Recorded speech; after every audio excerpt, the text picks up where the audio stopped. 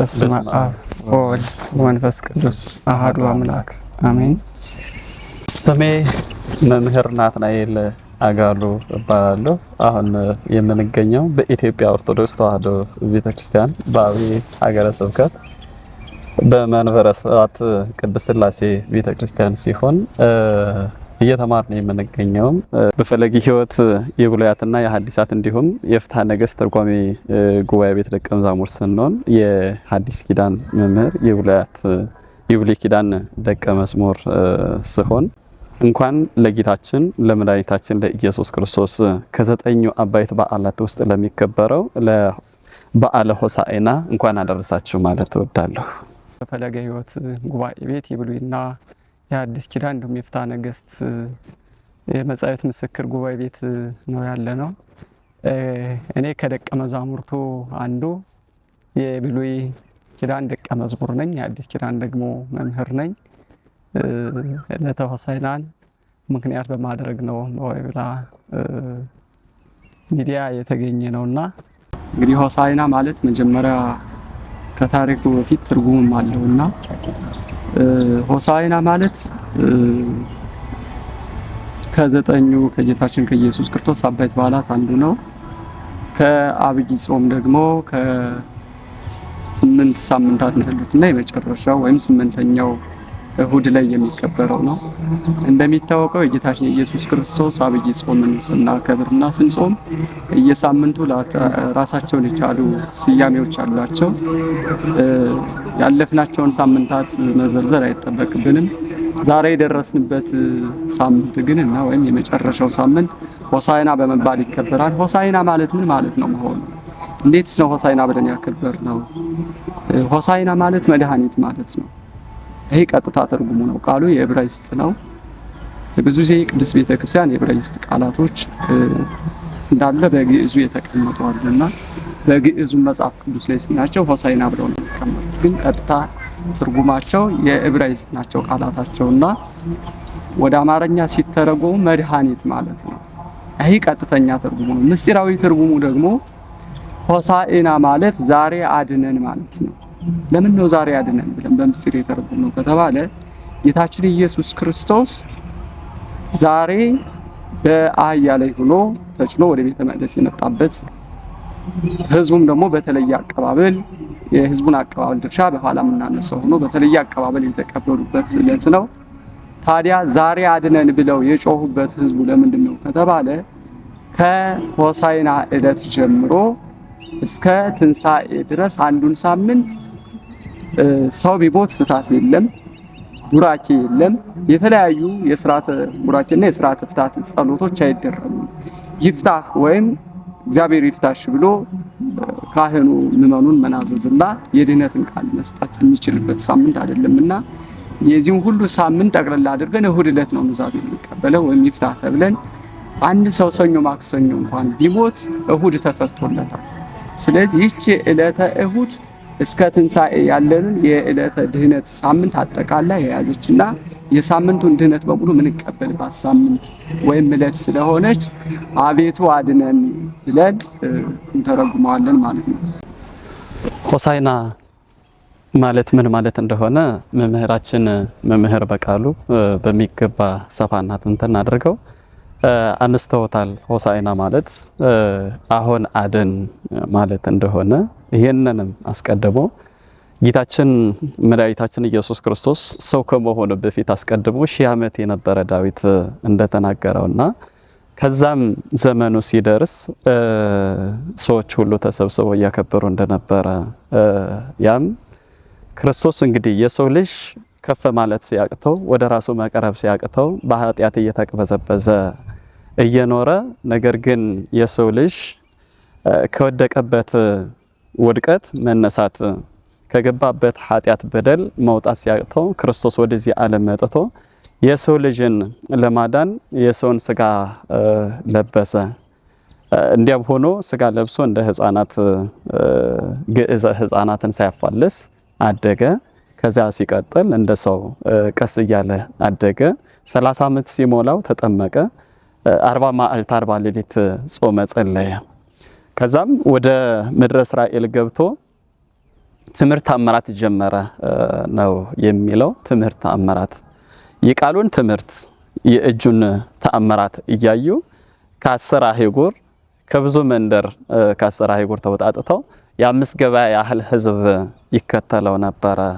የ5 ገበያ ህዝብ ይከተለው ነበርና ትንሣኤ ከመድረሱ በፊት አስቀድሞ አንድ ሳምንት ክርስቶስ ህዝቡን ሰብስቦ ያን ጊዜ እንግዲህ ብዙ ተአምራትን እያሳየ ድውያትን እየፈወሰ ህሙማንን እየፈወሰ ለምጻሞችን እያነጻ ባለበት ሰዓት ይህንን ያዩ ሰዎች ብዙ ሰው ይከተለው ነበርና ወደ ቤተ መቅደስ ሊሄድ አንድ ሳምንት ማለት ትንሣኤ ሊደርስ አንድ ሳምንት ሲቀረው ክርስቶስ ወደ ቤተ መቅደስ ለመሄድ በተመሳቀለ ጎዳና ያችም ቤተፋጌ ትባላለችና የድሆች መንደር ትባላለች።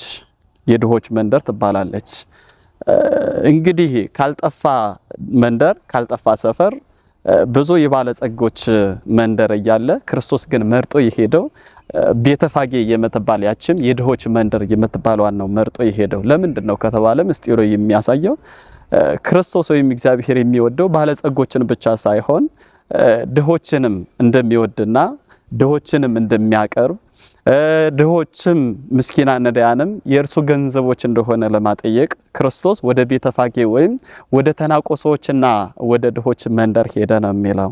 ከዚያም ሄዶ በተመሳቀለ ጎዳና ላይ ተቀምጦ ሁለቱ ደቀ መዛሙርትን አህያን ፈተው እንዲያመጡለት አዘዘ። አስቡት፣ በተመሳቀለ ጎዳና ላይ ነው የተቀመጠው። ለምንድን ነው በተመሳቀለ ጎዳና ላይ የሚቀመጠው ከተባለ ወደፊት የሚጠብቀው መከራ ነው። መከራ መስቀል ነው።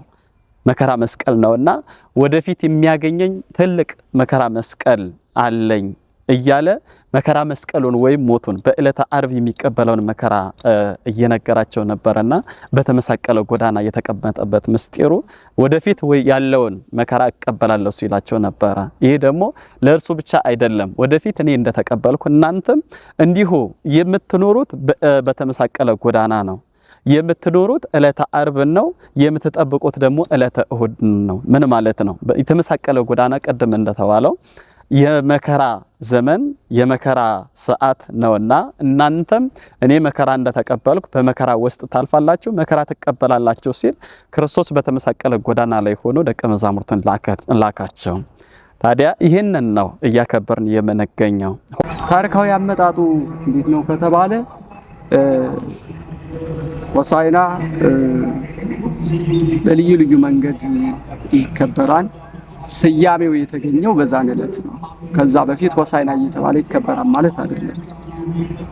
የሆሳዕና ዕለት የተቀበሉበት አቀባበል ታሪካዊ አመጣጥ አለው። ለምሳሌ የቅጠል ዝንጣፊ ማነው ተመር ይዘው ተቀብለውታል። ዘንባባ ይዘው ተቀብለውታል። የወይራ ቅጠል ይዘው ተቀብለውታል። እኔ ልዩ የሆነ ታሪካዊ አመጣጥ አላቸው። ለምን ነው ከተባለ ዘንባባ በእስራኤላዊ ላይ ትልቅ ድርሻ አለው። አብርሃም ይስሐቅን በወለደ ጊዜ የደስታው መገለጫ አድርጎ በስተርጅና ነው እንግዲህ ሚስቱ 90 ዓመት ሆኗል ሳለ የወለደችው። አብርሃም የ100 ዓመት ሽማግሌ እያለ ነው ይስሐቅን የወለዱና ይስሐቅን ሲወልዱ ደስ ሲላቸው የዘንባባ ዝንጣፊ ይዘው እግዚአብሔር አምላካችን ኢየሱስ ክርስቶስን አመስግነውታል። በሌላ መንገድ ደግሞ እስራኤላውያን ለ435 30 ዓመት ያህል በግብፃውያን ባርነት ቆይተው ወደ እስራኤል ሲወጡ የደስታቸው መገለጫ ይሆን ዘንድ የዘንባባ ዝንጣፊ ይዘው እግዚአብሔር አምላካቸውን አመስግነዋል። ይስሐቅ፣ ያዕቆብ ጠቅላላ በእስራኤላውያን ሕግ የዘንባባ ዝንጣፊ ያዙ እግዚአብሔርን ማመስገን የተለመደ ነው ማለት ነው። ስለዚህ የሆሳዕና ዕለትን ታሪካዊ አመጣጡን በጠበቀ መንገድ ጌታችን ኢየሱስ ክርስቶስን አዲስ እንግዳ አዲስ ደስታ ነው የመጣላቸው። ይስሐቅ አብርሃም ይስሐቅን ወልዶ ደስ ካለው ምእመን ደግሞ ወይም ቤተክርስቲያን ደግሞ አማናዊ ክርስቶስን መድኃኔ ዓለምን ስታገኝ ደስ ይላታል። የደስታዋ መገለጫ ነውና የዘንባባ ዝንጣፊን ይዛ አመስግናዋለች። ከዚህ ላይ አብረን ጨርሰ ነው መሄድ ያለብን። 3 አይነት ቅጠሎችን ነው ይዛ ያመሰገኑት እግዚአብሔር። አንደኛው ዘንባባ ነው፣ ሁለተኛው ተምር ነው፣ ሶስተኛው ወይራ ነው። ዘንባባ እንዳልኋችሁ የደስታ መገለጫ ነው፣ የእልልታ መገለጫ ነው። ትንቢትም ተነግሯል።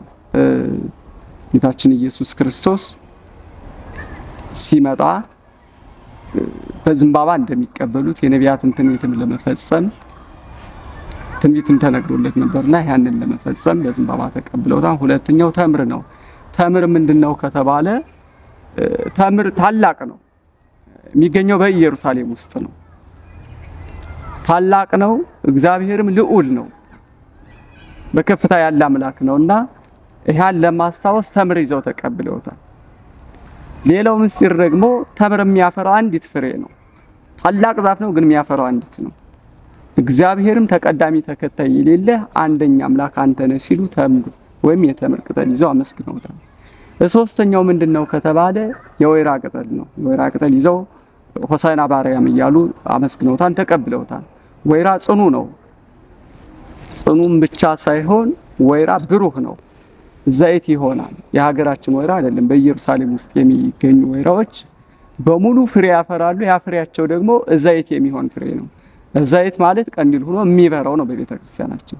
ስለዚህ አንተም የጨለመውን ሕይወታችን ብሩህ ታደርጋለህ ሲሉ ጌታችን ኢየሱስ ክርስቶስን የወይራ ቅጠል እየዘነጠፉ የሆሳዕና በአርያም እያሉ ብሩክ ዘይመጽእ በስመ እግዚአብሔር፣ በእግዚአብሔር ስም የሚመጣ እርሱ ብሩክ ነው፣ የዳዊት ልጅ መድኃኒት መባል ይገባዋል እያሉ ጌታችን ኢየሱስ ክርስቶስን ይቀበሉት ነበርና ታሪካዊ አመጣጡ ይሄን ይመስላል ማለት ነው። ቅድም መምህራችን ሲሉ እንደነበረ የዘንባባ ቅጠልም እያዙ ያመሰገኑት አንደኛ ዘንባባን እሳት አይበላውም። ምስጢሩ ለምንድነው ከተባለ ዘንባባን እሳት አይበላውም። ለብልቦት ላይ ለብልቦት ይሄዳል እንጂ አይበላውም።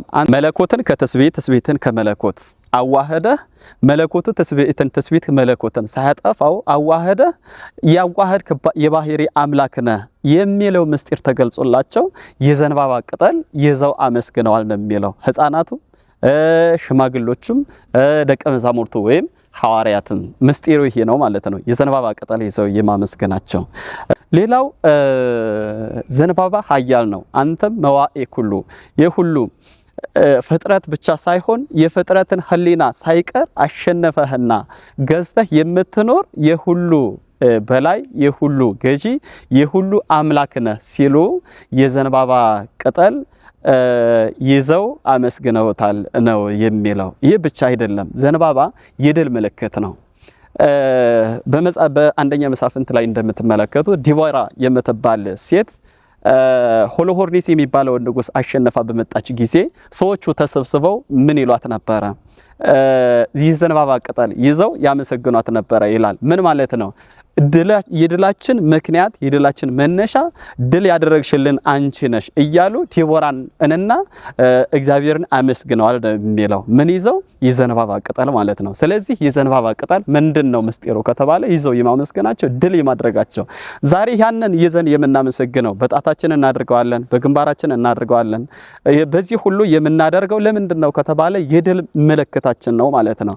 እኛ ደግሞ ጠላታችን ዲያብሎስ ነውና ለ5500 ዘመን ያህል ሲገዛ የነበረው ዲያብሎስ የወደቀበትና በክርስቶስ ድል የሆነበትና ድል የተነሳበት ዘመን ነውና ያንን የድል ዘመን የደስታ ዘመን ነው ስንል የዘንባባ ቅጠል ይዘን ክርስቶስን እግዚአብሔር አምላካችንን እናመሰግናለን ማለት ነው። ከዚህ አንፃር ነው የዘንባባ ቅጠል ይዘው ያመሰገኑት ነው የሚለው። ሌላው ሲቀጥል በተነሳው ጥያቄ ክርስቶስ እንግዲህ ብዙ እንስሶች አሉ፣ ለጭነት የሚሆኑ ፈረስን የመሰሉ በቅሎን የመሰሉ ብዙ እንስሶች አሉ። ከዚያ ውስጥ ግን የታሰረችዋን አህያ ፈልጉልኝና አለ። ሁሩ ሀገረ ዘቅድሜክሙ ወትረክቡ አለ። ወደ ፊታችሁ ሀገር ሄዱና በማቴዎስ ወንጌል ምዕራፍ 20 ላይ እንደምናገኘው ሁለቱ ደቀ መዛሙርትን ቅዱስ ጴጥሮስንና ቅዱስ ዮሐንስን ምንድነው ያላቸው? በተመሳቀለ ጎዳና ላይ ተቀምጦ ወደፊት ወዳለው ሀገር ሄዱና የታሰረች አህያ ታገኛላችሁ ነው ያለ። አስቡት፣ በዛን ሰዓት የተፈቱና ተፈተው የሚኖሩ ብዙ አህዮች ብዙ እንስሳት ይኖሩ ነበር። ክርስቶስ ግን መርጦ ምንድነው ያለ? የታሰረችዋን አህያ ነው የፈለገው። ለምንድን ይሆን የታሰረችዋን አህያ የፈለገው ስንል የመጀመሪያው ሰዎቹ ክርስቶስን አምላክ ነኝ ሲላቸው አያምኑትም ነበረ። እስከ ዛሬ ድረስ አምላክ ነኝ ቢላቸው ሰው እንጂ አምላክ አይደለም የሚሉ አሉና ክርስቶስ ግን የታሰረችዋን አህያ መረጃ የነገረው ሰው ሳይኖር እንደታሰረች ወይም እንደተሰረቀች የነገረው ሰው ሳይኖር የተሰረቀችና የታሰረችን አህያ በአምላክነቱ በመለኮታዊ ስልጣኑና ኃይሉ ዕውቀቱ ተረድቶ አውቆ ክርስቶስ ወደ ታሰረችው አህያ ሂዱና ፈታችሁ አምጡልኝ አላቸው። ምን ማለት ነው? ማእመረ ኅቡዓት ሁሉን አዋቂ ሳይነግሩት የተደበቀውን ምስጢር የሚያውቅና የሚደበቅ ምስጢር እንደሌለ ሲገልጽልን ወደ ታሰረችው አህያ ሂዱና ፈትህወሙ ወአምጽእወሙ ሊተ ፈታችሁ አምጡልኝ ሲል ደቀ መዛሙርቱን ላካቸው። በአጠቃላይ የሚያሳየው ምንድነው ከተባለ ከክርስቶስ የሚያመልጥ እግዚአብሔር የሚደበቅና የሚሰወር እስመ አልቦ ክዱን ዘኢይትከሰት አይደለም የሚለው በማቴዎስ ወንጌል ክርስቶስ እንደነገረን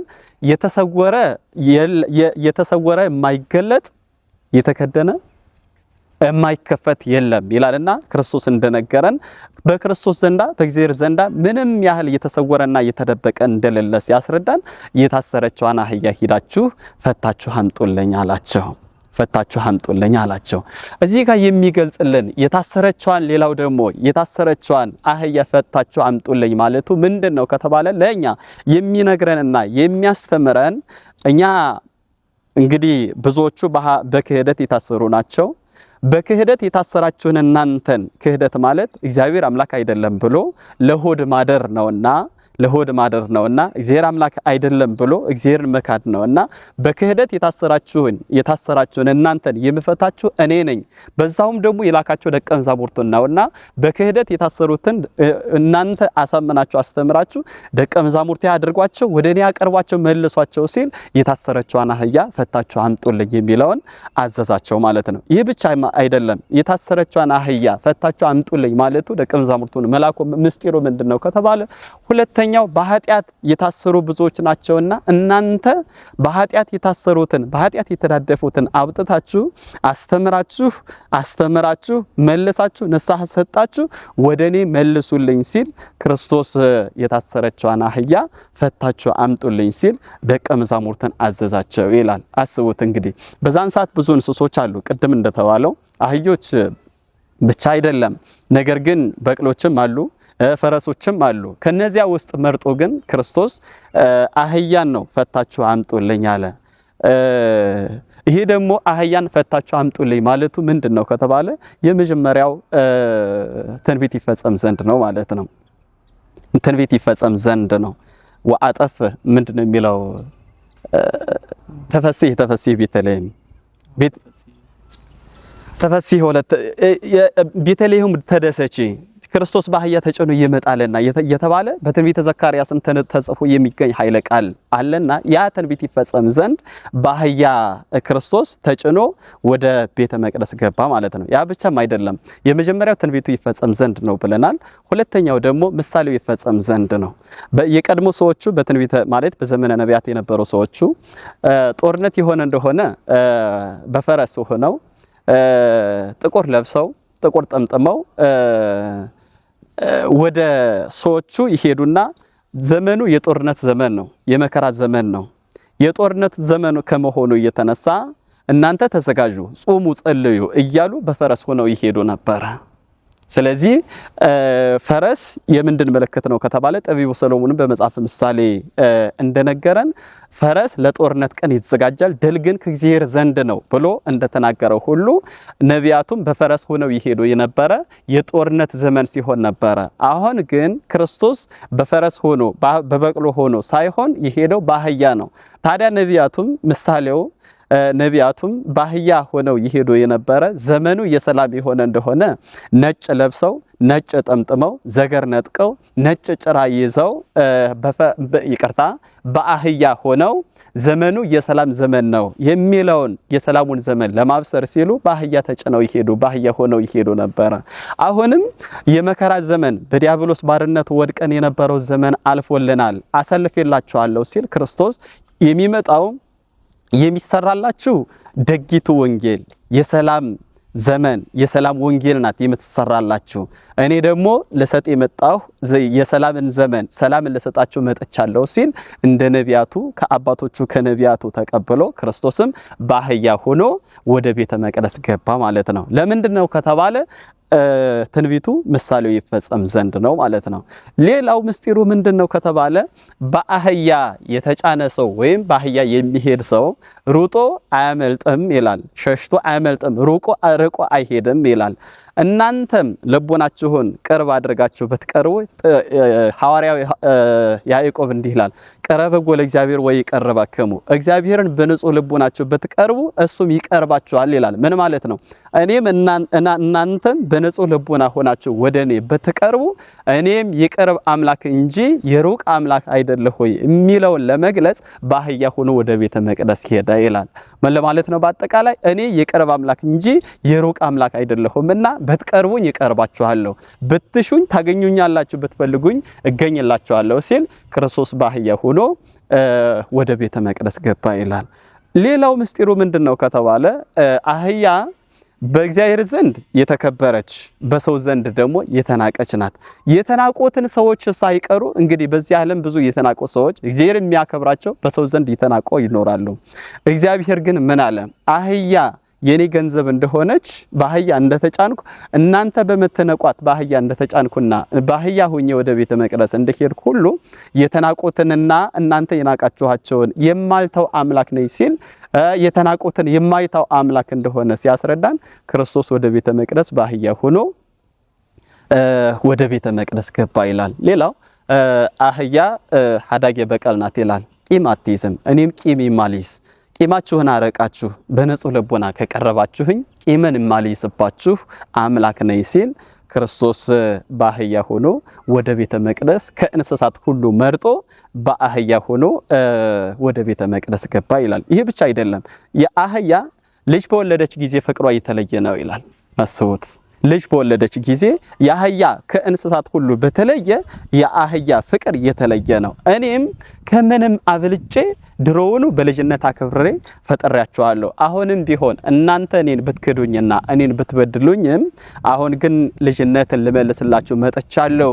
ፍቅሬ የተለየ ነው። ፍቅር ሳህቦ ለወልድ ኃያል መንበሩ አይደለም የሚለው የሰው ልጅ አገብሮት ወደዚህ ምድር መጣ። ለፍቅር ስል ወደ እናንተ መጥቼላችኋለሁና ልጅነትን ልመልስላችሁ መጥቻለሁ ብሎ በተለየ ከፍጥረት ሁሉ እንደሚወደን ሲያስረዳን ክርስቶስ በአህያ ሆኖ ወደ ቤተ መቅደስ የገባበትን ነው የምናከብረው ማለት ነው እንጂ እንዲሁ ዝም ብሎ የሚከበር ሳይሆን ክርስቶስ ያከበረውን በዓል ነው ሆሳዕና እያልን የምናከብረው። አህያን ደግሞ በተለየ ሁኔታ እግዚአብሔር አምላካችን እንዲህ አድርጎ ያከበራትንና በአህያ ሆኖ ብዙ ምስጢር ብዙ ምሳሌ የነገረንን ይህንን በዓል ነው እያከበርን የምንገኘው። ምስጢሩ ይሄ ነው ማለት ነው። መልካም ነው። የአህያ ላይ ምስጢርና ታሪኳን በደንብ አድርገው መምህራችን ነግረውናል። እኔ የምጨምረው አንድ ሁለት ቀሪ አሉ ያሰቧቸውን ጨምራለሁኝ። እንግዲህ ጌታችን ኢየሱስ ክርስቶስ በሁለት አህዮች ነው የተጫነው። ሁለት አህዮችን ነው እንዲያመጡለት ያዘዘው። አንድኛዋ እናትየዋ ናት፣ አንደኛዋ ደግሞ ልጅቷ ናት። ለምንድን ነው እናቲቱንና ልጅቱን ፈታችሁ አምጡልኝ ያለው የሚለውን ሐሳብ ነው የሚጨምርበት። በትንቢተ ዘካርያስ ምዕራፍ 9 ቁጥር 9 ላይ እንደተቀመጠው ተፈሲ ወለተ ጽዮን ወታሰይ ወለተ ኢየሩሳሌም፣ ነው የጽዮን ልጅ ደስ ይበልሽ፣ የኢየሩሳሌም ልጅም እልል በይ። ናሁ ይመጽእ ንጉሥኪ ጻድቅ ወመድህን ወይዋ፣ እነሆ ንጉሥሽ ጻድቅ ኢየሱስ ክርስቶስ ይመጣን በትህትና ዝቅ ብሎ በአህያዋ እና በአህያዋ ውርንጭላ ላይ ተጭኖ ይመጣልሻል። ወያጠፍ ሰረገላ ኤፍሬም ወአፍራሰ ኢየሩሳሌም፣ ሰረገላዎቹን ከኤፍሬም ምድር ያጠፋን፣ ፈረሶቹን ከኢየሩሳሌም ያጠፋን። ታዲያ ዝቅ ባለችዋ በአህያዋ በሁለቶቹ አህያ ተጭኖ ይመጣል ብሎ እንደተነገረ ሁሉ በሁለቶቹ አህያ ነው ተጭኖ ይመጣው። ታዲያ ሁለቶቹ አህያዎች ልዩና ልዩ የሆነ ታሪክ አላቸው። እናቲቱ የራሷን ታሪክ አላት፣ ልጅቱ ደግሞ የራሷን ታሪክ አላት። እናቲቱ የእስራኤላውያን ምሳሌ ናት። እናቲቱ ጭነትን የለመደች አህያ ናት። እስራኤላውያንን ሕገ ኦሪትን መፈጸም ወይም ሕገ ኦሪትን መተግበር የለመዱ ሰዎች ናቸው። እናቲቱ በሌላ መንገድ የአዳም ምሳሌ ናት። እናት አህያ ወይም ታላቅ አህያ ጭነት ይበዛባቸዋል። እንደምታውቁት ለማህበረሰባችን ቅርብ የጭነት አገልጋይ ማናት ከተባለች አህያ ናት። ብዙ ጭነት ይበዛባታል እና ይቺ ጭነት የበዛባት አህያ እናቲቱ አህያ የአዳም ምሳሌ ናት። አዳምም ብዙ ጸዋትወ መከራ ተሸክሞ ይኖር ነበረ። 5500 ዘመን የዲያብሎስን ጭነት ብዙ ጸዋትወ መከራን ተሸክሞ ይኖር ነበረ። ስለዚህ ያን ሁሉ ሸህም አቀለል ሁሉ ሲል ጭነት በለመደችቷ አህያ ተጭኖ መጣ። ሌላው እናቲቱ አህያ የኦሪት ምሳሌ ናት። ኦሪት እናቲቱ አህያ ጭነትን እንደለመደች ሁሉ ኦሪትም የተለመደች ሕግ ናት በማን ዘንድ? በእስራኤል ዘንድ የተለመደች ሕግ ናት። ስለዚህ ክርስቶስን ፈጻሜ ኦሪት ወሐዲስ መሆኑን ወንጌል መሆኑን ለመግለጽ በእናቲቱና በልጅቱ አህያ ተጭኖ መጣ። ልጅቱ አህያ ጭነት ያለመደች ናት እና ልጅቱ አህያ የአህዛብ ምሳሌ ናት። ስለዚህ ክርስቶስ መጥቶ በለመደችቱም ባልለመደችቱም አህዮች ላይ ተጫነ።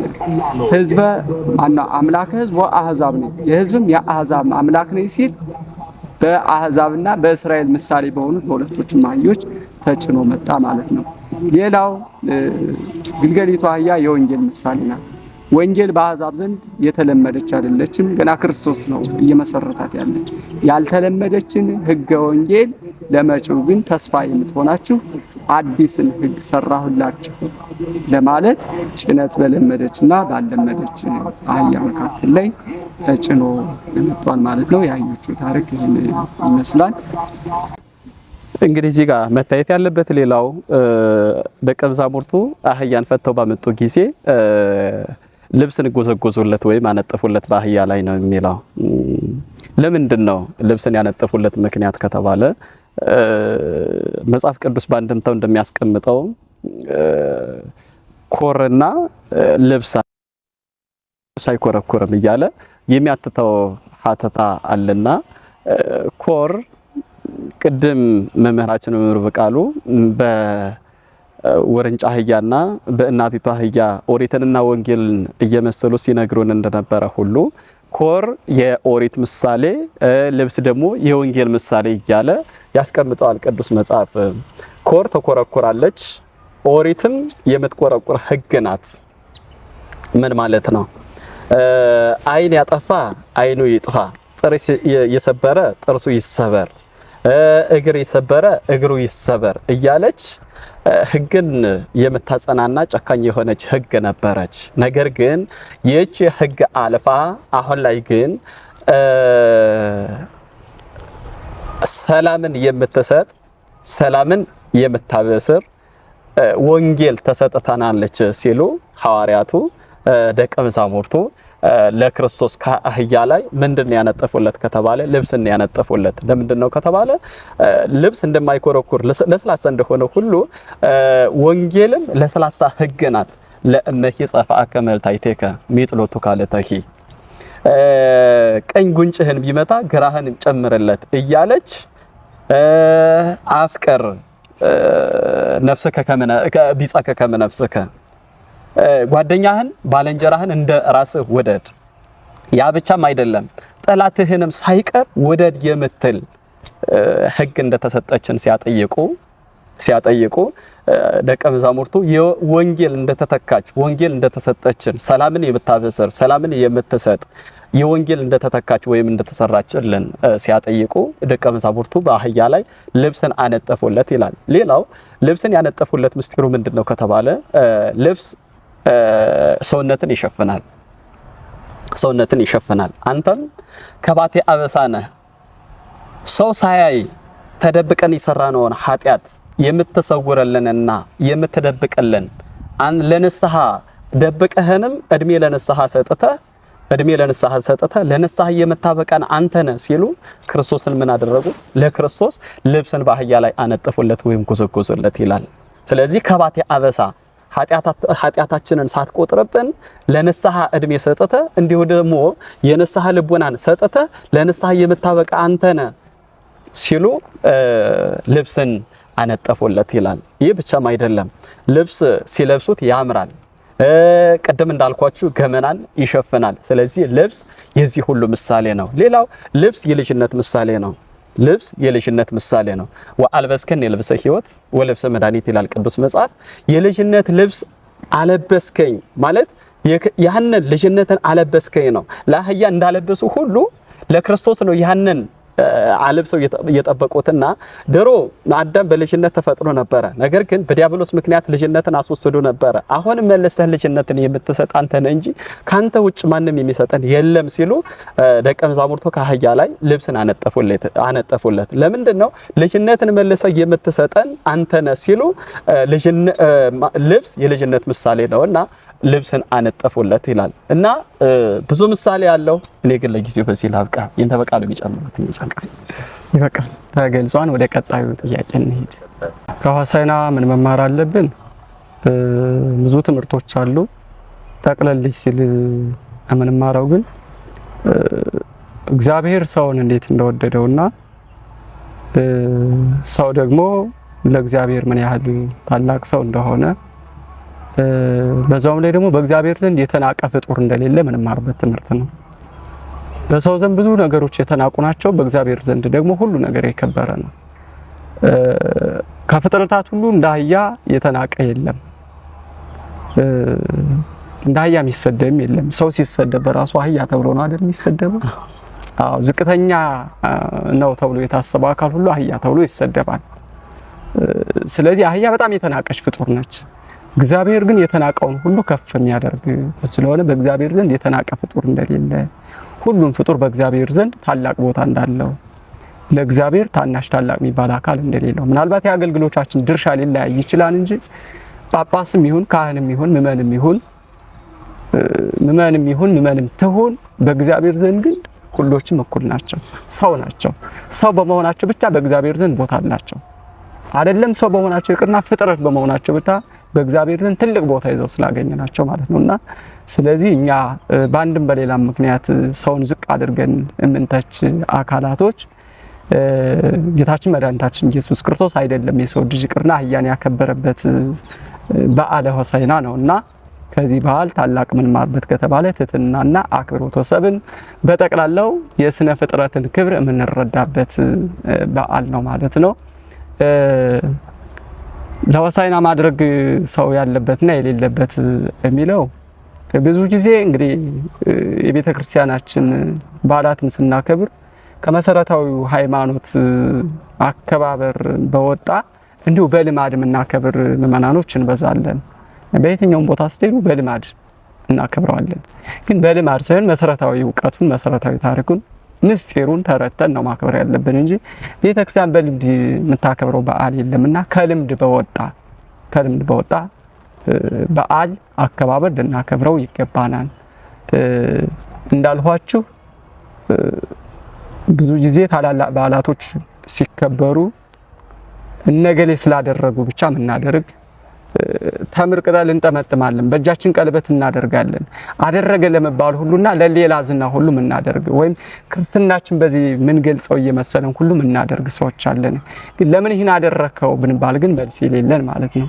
ስለዚህ በልምድ ብቻ ያደረግ ነው። ስለዚህ ከልምድ ወጣን ወደ መሰረታዊ ዕውቀት አድገን ማድረግ አለብን።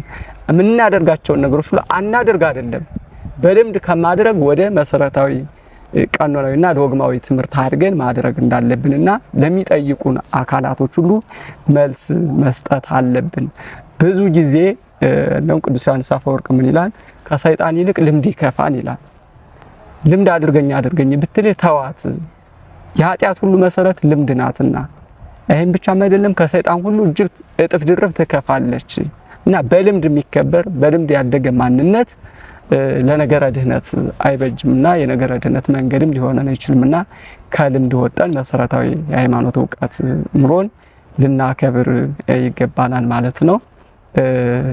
እንግዲህ ለሆሳዕና ታላቅ በዓል ነውና ታላቅ እንደመሆኑ መጠን ታናሾቹም ታላቆቹም ለእግዚአብሔር ታላቅ የሚሆነውን ስራ እየሰራን ለሰው ልጅ ሳይሆን ለእግዚአብሔር ታላቅ የምንለውን ስራ እየሰራን እንድናከብር የቤተ ክርስቲያን ቀኖናዊ ዶግማዊ ትምህርት ነውና በዚህ ልክ እናከብራለሁ። መልካም።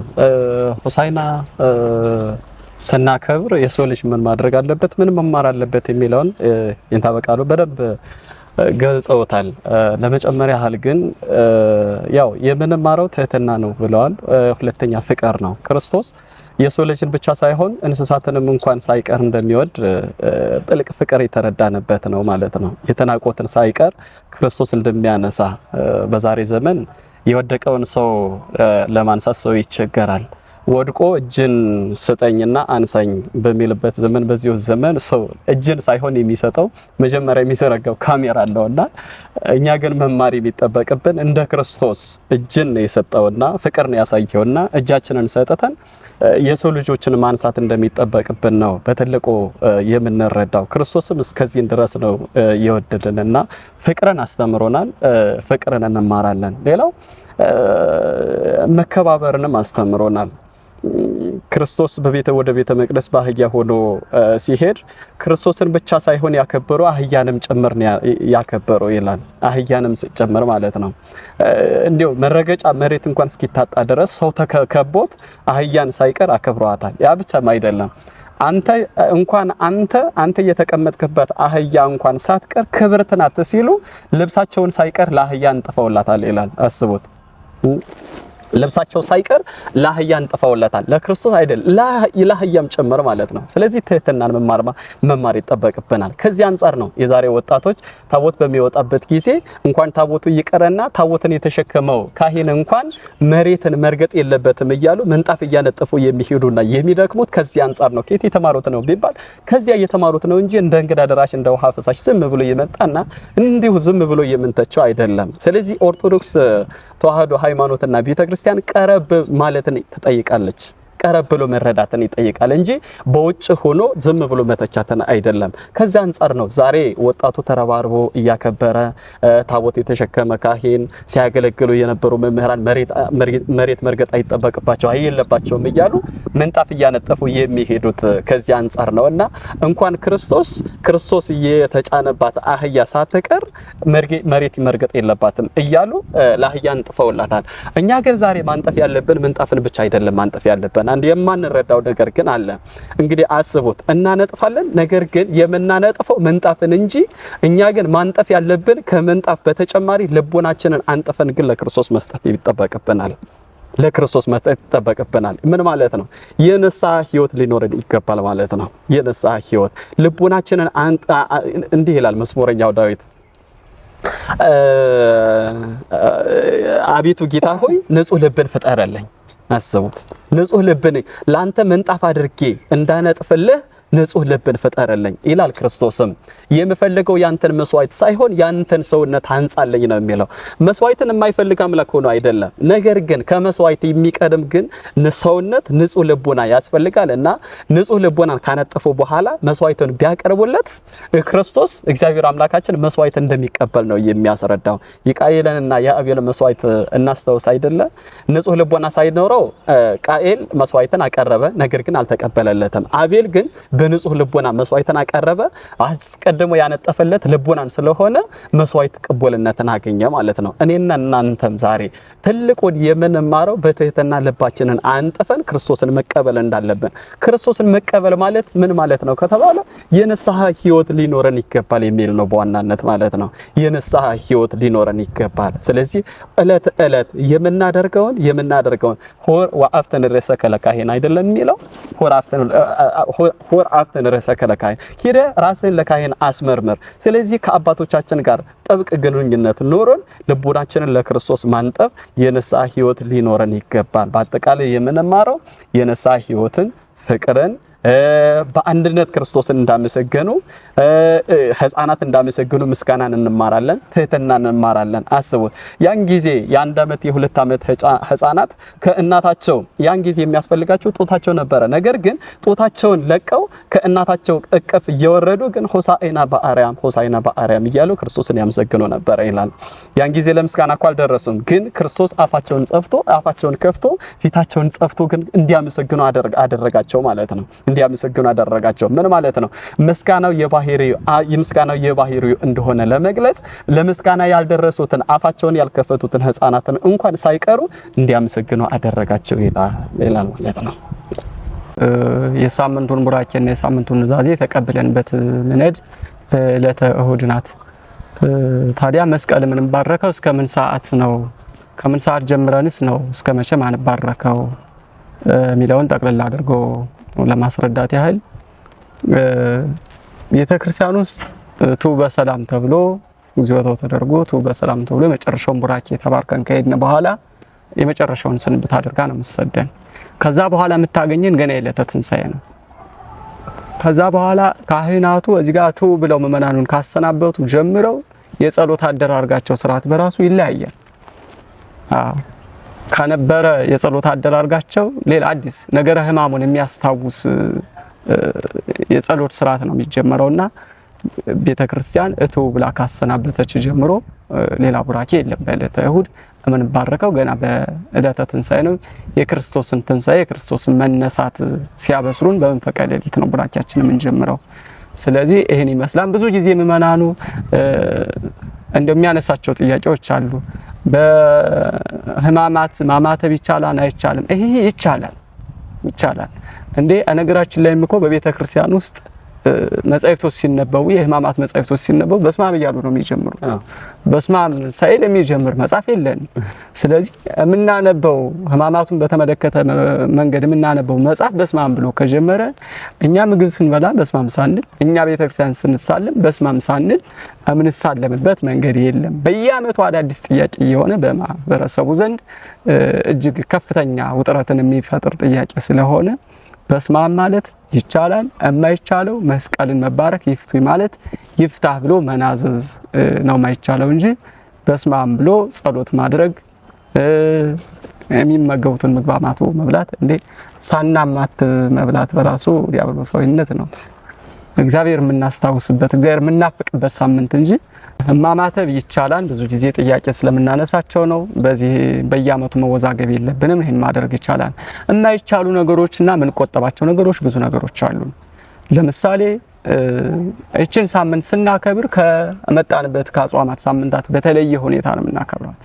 ነገረ ስቅለቱን ነገረ ሕማሙን እያሰብነ የክርስቶስን መከራ እያሰብነ በትንቢተ ኢሳይያስ ምዕራፍ 53 ላይ እንደተገለጸው ውበትም የለውም ደምግባትም የለውም፣ እኛም ባየነው በተመለከትነው ጊዜ ከሰው ልጅ እንዳነሰ አድርገን ቆጠርነው ብሎ እንደገለጸልን ሁሉ ጌታችን ኢየሱስ ክርስቶስ ይችን ሳምንት ውበቱን ያጣበት ደምግባቱን ያጣበት አጥንቱ እስኪቆጠር የተገረፈበት ስጋው አልቆ አጥንቱ እስኪቆጠር ድረስ ደሙ ፈሶ እስከሚያል ድረስ ለሰው ልጅ ሲል የተሰቃየበትና ጸዋታው መከራን የተቀበለበት ሳምንት ስለሆነ እኛም ደግሞ በመጣንበት የአጽዋማት ልክ ሳይሆን ይችን ሳምንት የምናከብራት በምንችለው ልክ እንደ ሰውኛ በምንችለው ልክ የቻለ ምሽት ላይ ውሎ ሲመገብ እንኳን በጨው ይብላ ነው የሚለው። ወጥ እንኳን አያረሰው የሚመገበውን ምግብ በጨው ይብላ። እንዲህ ይሄም ምግብ የሚበላ ደግሞ ምሽት ላይ ነው፣ አንድ ሰዓት ነው የሚበላው። ቁርስ የለም፣ ምሳ የለም፣ እራት ብለን የምንቆጥረው ነገር የለም። እራታችን ከቀን ከ24 ሰዓት ውስጥ አንድ ጊዜ ነው የሚበላው፣ ከዛ ውጭ አይበላም። እንደው ብዙ ሰዎች ደግሞ ይህን ስናደርግ እንደ ጾማችን ወደ ቁጠባነት እየዞረብን እንታያለን። እንደው የምሳውንም የቁርሱንም የራቱንም አጠራቅመን አንድ ጊዜ ምሽት መብላትና መመገብ አለብን ማለት አይደለም። ነገራችን ላይ በጾም ሰዓት ቤተክርስቲያን ምሳ ስትከለክል ወይም ቁርስ ስትከለክል ራት ስትፈቅድ ይሄን ሁሉ አጠራቅመህ አንዜ ብላ ማለት አይደለም። ቁርስን የቆጠፈውን ቁርስ ለሌላቸው እየሰጠ ምሳህን ያልበላኸውን ምሳህን ለሌላቸው እየሰጠ እንድትበላ ነው እንጂ አንድ ጊዜ አጠራቅሞ መብላት ይሄ ሞኝነት ነው፣ እጅ ክርስቲያናዊ ምግባርም አይደለምና በዚህ ልክ ነው እቺን ሳምንት የምናከብራት። ከዚህ በተለየ ዕለተ ስቅለትን ስንደር ደግሞ አሁን የተለየ አከባበር አለ። ነገራችን ላይ የምንተኛበትም ምኝታ ካልጋ ላይ ወርደን ሴትና ወንድ ወይም ባልና ሚስት በአንድ ላይ መተኛት አይቻልም። ባጭሩ ፈቃደ ስጋን የምንፈጽምበት ሳምንት አይደለምና ከዛ ሁሉ ከፈቃደ ስጋ ከስጋዊ ተድላ ደስታ ተቆጥበን የምናከብርባት አልጋ ላይ ስንተኛ የነበርን ሰዎች መሬት ላይ ወርደን የምንተኛባትና ነገረ ክርስቶስን የክርስቶስን ሕማማት ብቻ የምናስብባት ዕለት ናት። ከዕለተ ስቅለት ጀምሮ ደግሞ አክፍለን የምንበላበት ዕለት ናት። በተለየ ሁኔታ ሐሙስ ይበላሉ። እነውም የተቻላቸው ሐሙስ ጀምረው በልተው ዓርብንም ቅዳሜንም ይጾሙ አሉ። ያልተቻላቸው ደግሞ ዓርብ በልተው ቅዳሜን በማክፈል ቅዳሜ ነገራችን ላይ ቅዳሜ ስዑር ነው የምትባለው። የተሻረች ቅዳሜ በምን የተሻረች ከተባለ በጾም ካሁን በፊት ቅዳሜ ተጾም አታውቅም። የቅዳም ስዑር ወይም የትንሳኤ ዋዜማ ያለችው ቅዳሜ ግን የተሻረች ናት፣ በጾም የተሻረች።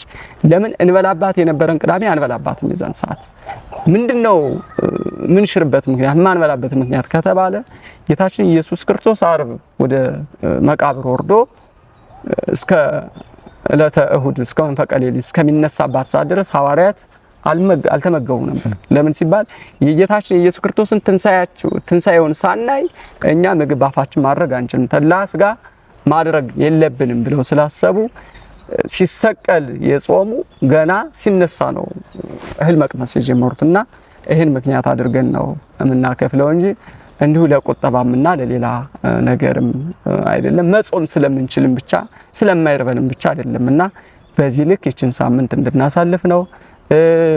ህዝበ ክርስቲያኑ ከሌሊቱ 9 ሰዓት ጀምሮ ህማማት ይነበባን ይጀመራል። በሚችለው መንገድ እየመጣ ነገረ ህማሙን እየሰማ እየሰገደ የሚሰነበትባትና የሚያከብራት ሳምንት ናትና በዚህ ልክ እንድናከብር በቤተ ክርስቲያን ስም እናሳስባለን። አመሰግናለሁ። መልካም